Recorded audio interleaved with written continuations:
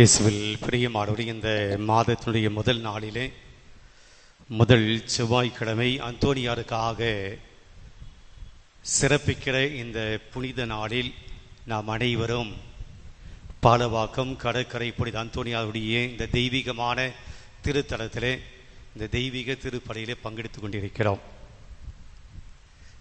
பல்வேறு நம்பிக்கையோடு வந்திருக்கிறோம், எதிர்பார்ப்போடு வந்திருக்கிறோம். அந்தோனியாவுடைய கோவிலுக்கு போனால் நம்முடைய குறைகள் நீங்கும், நம்முடைய பிரச்சனைகள் நீங்கும், நம்ம வாழ்க்கையில் கொஞ்சம் ஒரு நிம்மதி, மன அமைதி, ஒரு மகிழ்ச்சி, ஒரு முன்னேற்றம் கிடைக்கும் என்ற நம்பிக்கையோடு நாம் வந்திருக்கிறோம். அந்த நம்பிக்கை வீண் போகாதபடி ஆண்டவர் இந்த நாளிலே, இந்த மாதத்தினுடைய முதல் நாளிலேயே உங்களையும் உங்களுடைய குடும்பத்தாரையும் ஆசீர்வதிக்க வேண்டும். இந்த மாதம் முழுவதுமாக நீங்கள் பயணிக்கிற அந்த பயணத்தில் ஆண்டவர் உடன் இருக்க வேண்டும். ஆண்டவர் உங்களை கரம் பிடித்து வழி நடத்த வேண்டும். இன்றைக்கு முதல் வாசத்தில் வாசித்தோம், லோத்து அவருடைய குடும்பத்தை ஆண்டவர் அனுப்பிய அந்த இரு தூதர்கள் அவருடைய வீட்டில் இருந்து கையை பிடித்து அந்த ஆபத்தில் இருந்து அவர்களை அழைத்து வந்தார்கள், கரம் பிடித்து அழைத்து வந்தார்கள். தண்டனை வரப்போகுது அப்படின்னு சொல்லியும் கூட லோத்து காலம் தாழ்த்தினார். வாசிக்கிறோம், காலம் தாழ்த்தினார், உடனே கிளம்பல.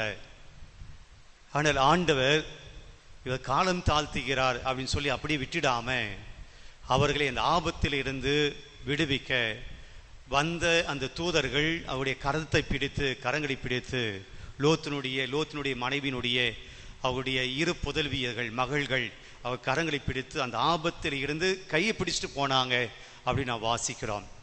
அதே போல இந்த மாதம் முழுவதுமாக ஆண்டவர் நம்மையும் உங்கள் குடும்பத்தாரையும் கரம் பிடித்து வழி நடத்த வேண்டும். ஆபத்தான இடங்களில் நாம் செல்லக்கூடிய சூழ்நிலையில இல்லை என் மகன் என் மகள் இந்த ஆபத்தில் விழுந்துவிடக்கூடாது என்று கரம் பிடித்து இந்த மாதம் முழுவதுமாக உங்களை வழி நடத்த வேண்டும் என்று உங்களை வாழ்த்துகிறேன், ஜெபிக்கிறேன். Praise the Lord, praise the Lord.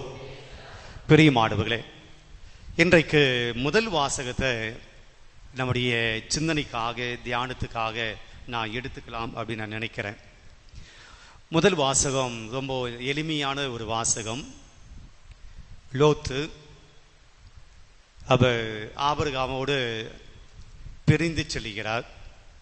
Abraham கானான் நாட்டுக்கு போகிறார். லோத்து சோதோம் கொமோரா அப்போ வளமையாக இருந்தது. லோத்து அந்த பகுதியை தேர்ந்தெடுக்கிற போது ரொம்ப வளமையாக இருந்துச்சு.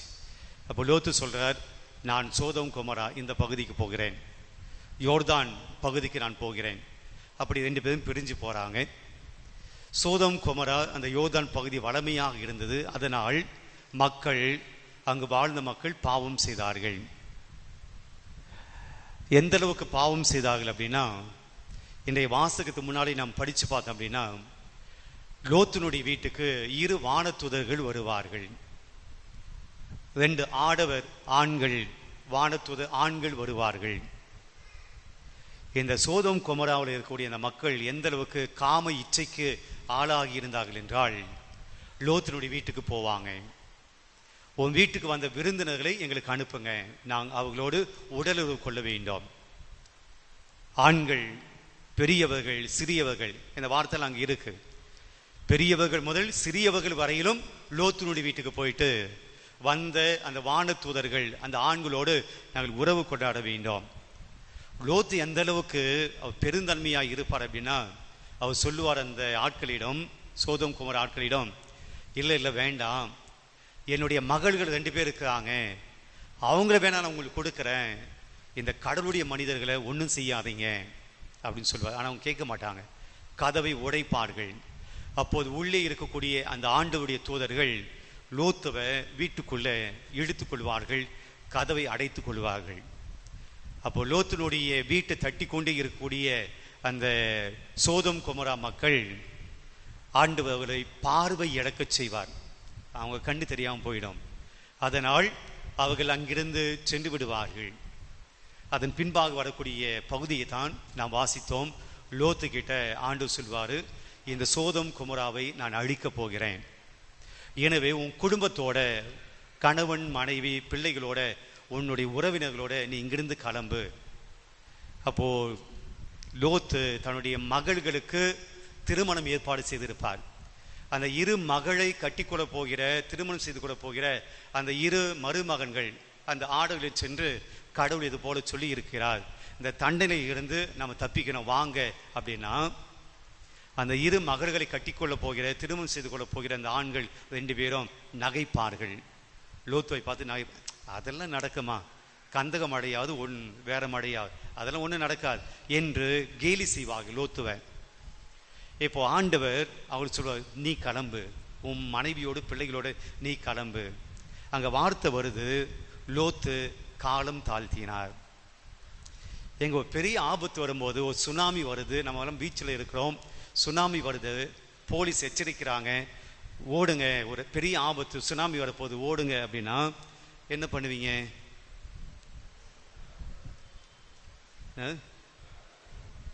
காலையில் சொன்ன துண்டு காணும் துணியன்னு சொல்லி ஓடுவீங்க. அதுதான் நேச்சர், அதுதான். ஆனால் பெரிய ஆபத்து வருது அப்படின்னு சொல்றாரு கடவுள். போலீஸ்காரனை விட கடவுள் ரொம்ப பெரியவர். ஆபத்து வருதுன்னு சொல்றாரு. லோத்து காலம் தாழ்த்தினார். ஏன் காலம், ஆபத்து வருதுன்னு சொன்ன பின்னாடியும் ஏன் காலம் தாழ்த்தினார்? லோத்து கூட கொஞ்சம் டவுட் இருந்துச்சு, இது நடக்குமா, வானத்திலிருந்து கந்தக மழை பெய்யுமா? எனவே காலம் தாழ்த்துகிறார். உடனே வானத்துதர்கள், அந்த ஆடவர்கள், கடவுளுடைய மனிதர்கள், அப்போதான் நான் சொன்ன அந்த நிகழ்ச்சி நடக்குது, அவருடைய கை, அவருடைய மனைவியினுடைய கை, பிள்ளைகளுடைய கரங்களை பிடித்து இழுத்து கொண்டு போகிறார்கள். அங்கே வார்த்தை ரொம்ப அழகா வருது, படிப்போம்.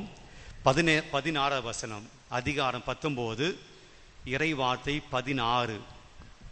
அவர் காலம் தாழ்த்தினார். ஆண்டவர் அவர் மீது இரக்கம் வைத்திருந்ததால். அவர் காலம் தாழ்த்தினது கடவுளுக்கு பிடிக்கல, ஆனால் ஆண்டவர் அவர் மீது இரக்கம் வைத்திருந்ததால் அந்த மனிதர் காலம் தாழ்த்தியதை பெருசா எடுத்துக்கல. ஆண்டவர் இரக்கம் வைத்திருந்ததால் காலம் தாழ்த்தியது பெருசா எடுத்துக்கல. அவர் இரக்கம் காட்டியதால் அந்த மனிதர்கள் அவரது கையையும் அவர் மனைவியின் கையையும் அவர் இரு புதல்வியர் கையையும் பிடித்து கொண்டு போய் நகருக்கு வெளியே விட்டார்கள். அவங்க தான் கூடும்படி வெளியே வர்றாங்க, இங்கிருந்து நான் அழிஞ்சு போவேன். பிரியமானவர்களே, அங்கிருந்து வரக்கூடிய இரு வார்த்தைகளை இன்றைய சிந்தனைக்கு நான் எடுத்துக்கொள்கிறேன். இது பேக்ரவுண்ட். அப்போ கூடும்பை விட்டுட்டு என்ன சொல்றாரு லோத்துக்கிட்ட ஆண்டவர் சொல்றாரு, அது வாசிப்போம். 17. அவர்களை வெளியே அழைத்து வந்தவுடன் அந்த மனிதர்கள் அவரை நோக்கி, அந்த மனிதர்கள், அதாவது கடவுள் அனுப்பிய அந்த மனிதர்கள் லோத்துவை நோக்கி, நீ உயிர் தப்புமாறு ஓடிப்போ. இந்த வார்த்தையை நாம் சிந்திக்க போகிறோம். உயிர் தப்புமாறு ஓடிப்போ. 1. 2வது, திரும்பி பார்க்காதே. இது 2வது வசனம், திரும்பி பார்க்காதே 2வது. 3வது, சமவெளியில் எங்கேயும் தங்காதே. தொடர்ந்து மலையை நோக்கி தப்பி ஓடு. பிரியமானவர்களே, இந்த 3 காரியத்தை நாம் சிந்திக்க போறோம். இந்த 3 காரியத்தை நாம செய்யல அப்படின்னா, லோத்து செய்யல அப்படின்னா, அடுத்த வாக்கியம் லோத்தை பார்த்து ஆண்டவர் சொல்றாரு, இல்லையே இந்த 3 நீ செய்யல அப்படின்னா உனக்கு என்ன நடக்கும்? படிங்க. இல்லையே அழிந்து போவாய் என்றார். இந்த 3 காரியத்தை நீங்க செய்யல அப்படின்னா அழிந்து போவாய். என்ன 3 காரியம்? 1, உயிர் தப்ப ஓடிப்போ. 2வது, திரும்பி பார்க்காத. 3வது, சமவெளியில் தங்காத, மலை மேல போய் தங்கு சொல்றார். இந்த வார்த்தையை இன்னைக்கு நமக்கு எடுத்துக்கொள்வோம். ஓடிப்போ, நான் தப்பா சொல்ல, ஓடிப்போ அப்படின்னு சொல்லி. பிரியமான, இன்றைக்கு நம்ம எல்லாம் ஓடிக்கொண்டு தான் இருக்கிறோம். ஏதோ ஒன்றை தேடிக்கொண்டு, ஏதோ ஒன்று ஆசைப்பட்டு அதை அடையணும் சொல்லி ஓடிக்கொண்டு தான் இருக்கிறோம். லோத்துவை பார்த்து ஆண்டு சொல்றாரு, உயிர் தப்ப ஓடிப்போ அப்படின்னு சொல்றாரு. இன்றைக்கு ஒவ்வொரு நாளும் காலையில் எழுந்தவுடன் ஓடிக்கொண்டிருக்கிறோம். வேலைக்கு ஓடுகிறோம், பிள்ளைகள் படிப்பதற்காக பள்ளிக்கு ஓடுகிறார்கள், இளைஞர்கள் கல்லூரிக்கு வேலைக்கு ஓடிக்கொண்டிருக்கிறார்கள், மனைவி சமையல்லாம் செஞ்சுட்டு வேலைக்கு எல்லாம் ஃபாஸ்ட், வேகமாக ஓடிக்கொண்டிருக்கிறோம். எதை நோக்கி ஓடிக்கொண்டிருக்கிறோம்? நம்முடைய ஓடுதலுடைய இலக்கு என்ன? எதை நோக்கி ஓடிக்கொண்டிருக்கிறீர்கள்? இத்தனை வருஷம் ஓடிக்கொண்டுதானே இருக்கிறோம். ஏதோ ஒன்று செய்யணும், ஏதோ ஒன்று அடையணும், ஏதோ ஒன்று பண்ணணும், ஓடிக்கொண்டிருக்கிறோம். ஓடினால் ஓடிய பின்பு நமக்கு என்ன கிடைக்கணும்? ஓடின பின்னாடி நமக்கு என்ன கிடைக்கணும்? ஒரு ஓட்டப்பந்தயத்தில் ஓடுறீங்க, நல்ல ஓடி முடிச்ச உடனே ஃபர்ஸ்ட் வந்தால் என்ன கிடைக்கணும்? பரிசு. உங்கள் வாழ்க்கை ஓட்டத்தில் ஓடிட்டே இருக்கிறீங்களே, என்ன சம்பாதிச்சீங்க? என்ன உங்களுடைய கைக்குள் இருக்கிறது? எது உங்களுடைய வாழ்க்கையை மகிழ்ச்சி படுத்திக் கொண்டிருக்கிறது? சந்தோஷமா இருக்கிறீங்களா? மகிழ்ச்சியா இருக்கிறீங்களா? குடும்பத்தில் நிம்மதி இருக்கா? மன நிம்மதியோடு வாழ்ந்து கொண்டிருக்கிறீர்களா? பிள்ளைகளுக்கும் உங்களுக்கும் பிள்ளைகளுக்கும் உற்றார் உறவினர் வீட்டில் எல்லாரோடும் சமாதானத்தோடு இருக்கீங்களா? ஓடிக்கொண்டே இருக்கிறீங்களா? என்ன சம்பாதிச்சிங்க? பெரிய வீடு, பெரிய சம்பாத்தியம், பெரிய வங்கி கணக்கு, பெரிய பதவி, அறிவு, நாலேஜ் இருக்கட்டும், சந்தோஷம் இருக்கா? மகிழ்ச்சி இருக்கா? உங்க ஓடுதலின் பயன் என்ன? எதை நோக்கி ஓடிக்கொண்டிருக்கிறோம்? இன்னைக்கு இனம் தெரியாமல் புரியாமல் ஏதோ இந்த உலகம் காட்டுகிறது, உலகம் சொல்லுது, அதை அடையவேன் என்பதற்காக, பேரும் புகழும் பணம் அடைவதற்காக ஓடிக்கொண்டிருக்கிறோம். கடைசியில் நம்ம எங்க போய் நிற்கிறோம் அப்படின்னா, பாவத்தில் வந்து நிற்கிறோம். ஒரு பாவ வாழ்க்கையில் வந்து மாட்டிக்கொள்கிறோம். இது ஒன்று. சில பேர் ஓடுவதும் இல்லை, நடப்பதும் இல்லை, இருந்த இடத்திலே அமர்ந்து கொண்டிருக்கிறோம். நான் வேலைக்கு போல, அது சொல்ல, எந்த பாவத்தில் விழுந்தோமோ அதே பாவத்தில் அங்கேயே இருந்து கொண்டிருக்கிறோம். பாவத்தில் இருந்து ஓடுவதில்லை. பிரியமானவர்களே, பவுல் ரொம்ப தெளிவாக சொல்லுகிறார். 2 தீமோத்தேயு 2ஆம் அதிகாரம் 22ஆம் வசனத்தில், எனவே நீ இளம் வயதின் இச்சைகளை விட்டு ஓடிவிடு. அது இளைஞனுக்கு உண்டான விஷயம். இளைஞனே, உன்னுடைய இச்சை பாவங்களை விட்டு ஓடிவிடு. இன்னைக்கு ஒவ்வொருத்துக்கும் ஒரு பாவம் இருக்குங்க. ஆளாளுக்கு ஒரு பாவம் செய்து கொண்டிருக்கிறோம். அது பெரிய பாவமோ சின்ன பாவமோ, கண்களினால் செய்ய பாவம், வாயினால் செய்ய பாவமோ, எண்ணத்தினால் செய்யக்கூடிய பாவமோ, செயலினால் செய்யக்கூடிய பாவமோ, எல்லோருமே பாவம் செய்து கொண்டிருக்கிறோம். பாவத்தில் விழுந்து கொண்டிருக்கிறோம். ஆனால் வார்த்தை சொல்லுது, பாவத்திலிருந்து ஓடு, பாவ இடத்திலிருந்து ஓடு, பாவம் செய்யக்கூடிய சூழ்நிலையிலிருந்து ஓடு, அங்க நிக்காத. கொரிந்தியர் திருமுகம் 6ஆம் அதிகாரம் 18ஆம் வசனத்துல மீண்டும் பவுலடிய சொல்கிறார், எனவே பரத்தமை விட்டு ஓடுங்கள். மீண்டும் அந்த இச்சையை பற்றி பேசுகிறார். அழகான ஒரு நிகழ்வு வருகிறது பழைய ஏற்பாட்டில். தொடக்க நூலில் யோசேப்பு, அவர் தன்னுடைய சகோதரர்களால் விற்கப்படுவார். அவர் எகிப்து நாட்டுக்கு போவார். அவனை வாங்கினவர் எகிப்து நாட்டில் மிகப்பெரிய ஒரு அதிகாரி, அவனுடைய வீட்டில் வேலைக்காரனை போய் சேருவார் யோசேப்பு. அந்த அதிகாரியுடைய மனைவி ஒருத்தர் இருப்பார். அவள் யோசேப்பை அடைய வேண்டும் என்று ஆசைப்படுவாள். யோசேப்பினுடைய அழகை பார்த்து, அவனுடைய ஆளுமையை பார்த்து அந்த தலைவனுடைய மனைவி அவனை அடைய வேண்டும், யோசேப்பை அடைய வேண்டும் என்று சொல்லி யோசேப்பினுடைய ஆடையை பிடுங்குவாள். தவறான வழிக்கு அழைப்பாள். அங்க இருக்க வார்த்தை அப்படியே படிக்கிறேன், இது ஏன் வார்த்தை கிடையாது, அங்க இருக்க வார்த்தை அப்படி நான் வாசிக்கிறேன். அவள் அவருடைய மேலாடி பற்றி இழுத்து என்னோடு படு என்றாள். யோசேப்பை பார்த்து சொல்லுவார். அப்ப யோசேப்பு என்ன செய்வாரு, உடனே அவள் கையில் தம்முடைய மேலாடியை விட்டு வெளியே தப்பி ஓடினார்.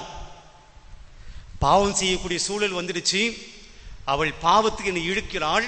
நான் இந்த இடத்துல நின்னால் நான் பாவத்தில் விழுந்து விடுவேன், எனவே தப்பி ஓடினார். பிரியமானவர்களே, இன்னைக்கு ஆண்டவர் சொல்றார், இதுல இருந்து நீ ஓடல அப்படின்னா நீ அழிந்து போவாய். அப்ப முதல் எச்சரிக்கை என்ன ஆண்டவர் சொல்றாரு, பாவம் செய்யக்கூடிய இடத்துல நிக்காத, பாவம் செய்யக்கூடிய மனிதனுடைய மத்தியில நீ போகாத. எது உன்னை பாவத்தில் இழுக்கிறதோ அங்கிருந்து ஓடிவிடு, இல்லையேல் அழிந்து போவாய். பிரியமானவே, நம்முடைய உடல் அழிந்து போகுதோ இல்லையோ, நம்முடைய ஆன்மா அழிந்து போகும், நம்முடைய நிம்மதி அழிந்து போகும், சமாதானம் போயிடும். பாவத்தில் இருந்து ஓடிவிடு. பாவம் தெரியுதா, நிற்காத. பாவம் செய்யக்கூடிய சூழல் வருதா, அங்கே இருக்காது. அப்படியே லெத்தாஜிக்கு அப்படியே சோம்பேறித்தனமா அப்படியே பாவத்தில் இன்னைக்கு மட்டும்தானே, இன்னைக்கு ஒரு நாள் தானே, இந்த சின்ன பாவம் தானே, இன்னைக்கு மட்டும்தானே இந்த பாவம் என்று அதிலே அமர்ந்து விடாது. 2வது, இன்னைக்கு ஆண்டவர் இந்த முதல் வாசம் வழியாக சொல்றாரு, திரும்பி பார்க்காத. விவிலியத்தினுடைய பார்வையிலே திரும்பி பார்ப்பது என்பது கடவுளை பின்பற்றாத செயல். கடவுளை பின்பற்றாத செயல். நாம் கூட ஒரு பாட்டு பாடுவோம், இயேசுவின் பின்னால் நானும் செல்வேன், திரும்பி பார்க்க மாட்டேன். அதோடு நான் கோயிலுக்கே வரமாட்டேன். அப்படியே போனவன் தான், திரும்பி பார்க்க மாட்டேன், கோயிலுக்கு வரமாட்டேன். அதுவல்ல, இயேசுவின் பின்னால் நானும் செல்வேன், திரும்பி பார்க்க மாட்டேன். பிரியமானவர்களே, லூக்கா நற்செய்தி 9ஆம் அதிகாரம் 62ஆம் வசனத்தில் ஆண்டவர் உம்மை பின்பற்றுவேன் என்று சொன்ன அந்த மனிதனிடம் ஆண்டு சொல்வார், கலப்பையில் கை வைத்தவன்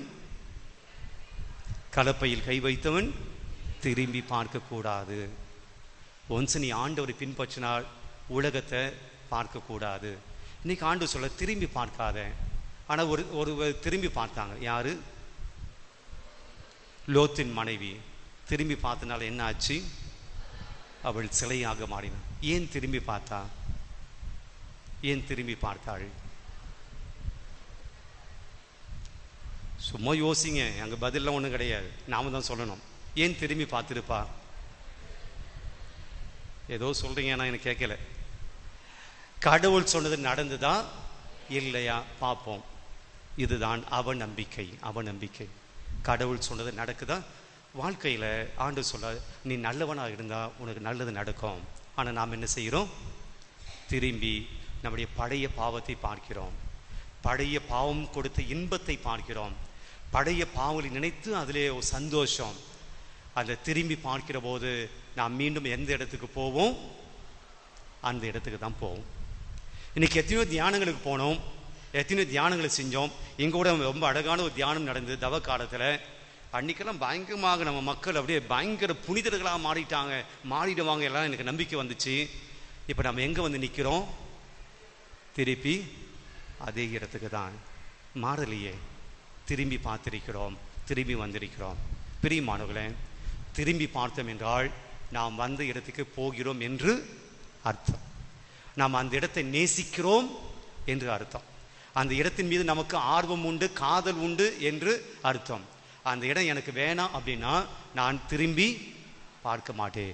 நீ மீண்டும் பாவத்தை திரும்பி பார்க்கிறாய், உன் பாவ வாழ்க்கை திரும்பி பார்க்கிறாய் என்ற என்ன அர்த்தம்? நீ அந்த இடத்தை, அந்த பாவத்தை இன்னும் நேசிக்கிறாய், அந்த பாவம் செய்ய நீ ஆசைப்படுகிறாய் என்று தான் அர்த்தம். ஆண்டவர் சொல்றார், திருப்பி நீ அந்த இடத்துக்கு போனீன்னா ஆபத்து, அழிந்து போவாய். நாம் எந்தெந்த பாவத்திலிருந்து விழுந்து வந்திருக்கிறோம் யோசித்து பார்ப்போம். திருப்பி அந்த இடத்துக்கு போகக்கூடாது. பொதுவாக நம்ம யோசித்து பார்ப்போம். நம்மளும் புது பாவம்லாம் பண்ணுறது கிடையாது. டெய்லி புது பாவம் டிக்ஷனரியில் பார்த்து, ஓ இந்த பாவம் இருக்கா, அது செய்வோம். கூகுளில் தேடி பார்த்து இந்த பாவம் இருக்கா, அது செய்வோம். அப்படியெல்லாம் பண்ணுறது கிடையாது. புது பாவத்தை செய்வது கிடையாது. நாம் எந்த பாவத்தை செய்கிறோம்? செஞ்ச பாவத்தை தான் செய்கிறோம். திரும்பி பார்க்கிறோம். ஆண்டு சொல்றார், திரும்பி பார்க்காத, ஓடு. மூன்றாவது இன்னைக்கு ஆண்டு சொல்கிறார், சமவெளியில் தங்காத. இந்த சமவெளியில் தங்காம எங்க தங்க சொல்றார்? மலை மீது தங்கு. ஏன் சொல்றார் சமவெளியில் தங்காத? பிரியமானவர்களே, சமவெளியில் தங்குவது என்பது ஈஸி, ரொம்ப ஈஸி. எதுவும் யாருன்னு அவசியம் கிடையாது. சமவெளி அப்படியே நடந்து போனால் அந்த சமவெளி வந்து. மலை மீது ஏறுவது என்பது கஷ்டம். ஆன்மீக வாழ்க்கையில் ரொம்ப ஈஸியாக இருந்துடலாம், ரொம்ப அப்படி ஜாலியாக இருந்துடலாம், எந்த கஷ்டப்படாமல், எந்த வருத்தப்படாமல், எந்த ரிஸ்க் எடுக்காமல், எந்த கடின உழைப்பு கொடுக்காமல், அப்படியே ஒரு ஆன்மீக வாழ்க்கை, அப்படியே ஒரு சாதாரண வாழ்க்கை, சமவெளி வாழ்க்கை அப்படி இருந்தால் அது நம்முடைய மீட்புக்கு உதவாது. மலை மீது ஏறு. இயேசு எங்கே இறந்தார்? சமவெளியில், கல்வாரி மலையிலையா? மலை மீது ஏறினா. பிரியமானவர்களே, மலை மீது ஏறுவது என்பது கடினம், துன்பம், துயரம், அது வருத்தம், உடல் வலிக்கும். அப்போ ஆன்மீக வாழ்க்கையில் ஒரு சொகுசான ஒரு வாழ்க்கை, கம்ஃபர்ட் ஜோன் அப்படின்னு சொல்லுவாங்க. இந்த ஆன்மீகம் எனக்கு போதும். ஒரு ஜெபமாலை, ஒரு பூசை, ஒரு முதல் செவ்வாய்க்கிழமை, மற்ற செவ்வாய்க்கிழமையில் ஒரு பூசை, ஒரு ஆராதனை போதும். ஞாயிற்றுக்கிழமை ஒரு பூசை போதும். அதை தவிர்த்து இந்த கிறிஸ்துவ வாழ்க்கையில் ஒன்றும் செய்ய வேண்டிய அவசியம் கிடையாது. ஒன்றும் பெருசாக ஒன்றும் பண்ண வேண்டிய அவசியம் கிடையாது. இது போல ஒரு எளிமையான ஒரு கிறிஸ்துவ வாழ்க்கை, இது சமவெளியில் தங்குவது, இது நாளடைவில் நமக்கு ஆபத்தை தான் ஏற்படுத்தும். நம்ம ஒரு ஸ்டாண்டர்டாக ஆண்டு சொல்லுவார், மழை பெய்தது, வெள்ளம் அடித்தது, காற்றடித்தது, வெள்ளம் பாய்ந்தது, மணல் மீது கட்டிய அந்த வீடு இடிந்து விழுந்து, அது சமவெளி. ஆனால் பாறை மீது கட்டிய வீடு, மழை பெய்தது, வெள்ளம் வந்தது, ஆனால் அது விழவில்லை. நாம் இது போல ஒரு சாதாரண எளிமையான ஒரு கிறிஸ்தவ வாழ்க்கை வாழ்ந்தால் அந்த கிறிஸ்தவ வாழ்க்கை இடிஞ்சு போயிடும், அழிவு வந்துடும். அப்போ நம்ம எங்கே போனோம்? மலை மீது போனோம். அப்படின்னு என்ன அர்த்தம்? நம்முடைய ஆன்மீக வாழ்க்கையில் இன்னும் கொஞ்சம் முன்னாடி, இன்னும் கொஞ்சம் முன்னாடி, இன்னும் கொஞ்சம் மேலே, இன்னும் கொஞ்சம் மேலே நம்முடைய ஆன்மீக வாழ்க்கையில் போனோம். அதுக்கு பல காரியங்களை நாம் செய்ய வேண்டும். ஆக 3 காரியங்கள் இன்றைக்கு ஆண்டு சொல்கிறார். 1, பாவத்திலிருந்து ஓடு. 2வது, பாவ வாழ்க்கையை திரும்பி பார்க்காதே, திரும்பி போகாதே. 3வது, ஒரு கம்ஃபர்ட் ஜோனான ஒரு ஆன்மீக வாழ்க்கையை வாடாத, இன்னும் அதிகமான ஆழமான அழுத்தமான ஒரு கிறிஸ்தவ வாழ்க்கை வாழ். அப்போது நீ மீட்படைவாய், பாதுகாக்கப்படுவாய். அந்த வரங்களுக்காக ஜெபிப்போம்.